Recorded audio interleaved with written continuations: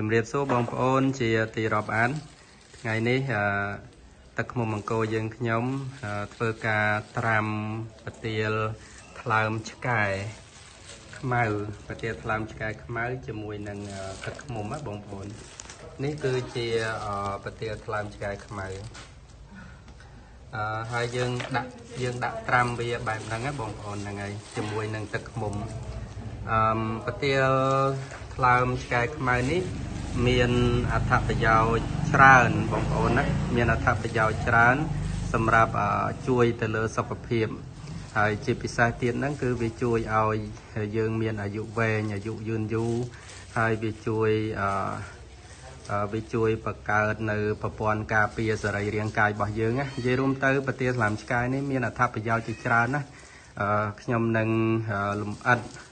អត្ថប្រយោជន៍របស់ប្រទាល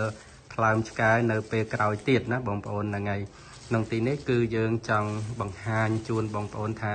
យើងត្រាំប្រទាលហ្នឹងគឺអត់មានអីបាក់ទេយើងគ្រាន់តែចាត់វាជាចំណិតស្ដើងអញ្ចឹងទៅនឹងហើយបន្ទាប់មកទៀតយើងដាក់វាអញ្ចឹងទៅ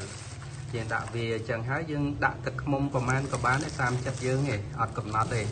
យើងដាក់ឲ្យលិចសំខាន់គឺដាក់ឲ្យលិចប្រទាលដែលយើងត្រូវត្រាំណាបាទយើងដាក់ឲ្យលិចអញ្ចឹងទៅចាត់ទុកថាជាការស្រេចឲ្យបងប្អូនណាអញ្ចឹងបងប្អូនដែលចង់ដឹងពីអត្ថប្រយោជន៍ប្រទាលថ្លើមឆ្កែខ្មៅឬក៏គេហៅ Black Ginger ហ្នឹងបងប្អូនកុំភ្លេចចូលទស្សនាជាមួយនឹងវីដេអូពីក្រុមហ៊ុនអង្គរខ្មែរ Honey Bee យើងខ្ញុំទៅបងប្អូននឹងដឹងអំពីអត្ថប្រយោជន៍របស់វាណាបងប្អូនហ្នឹងហើយបាទអញ្ចឹង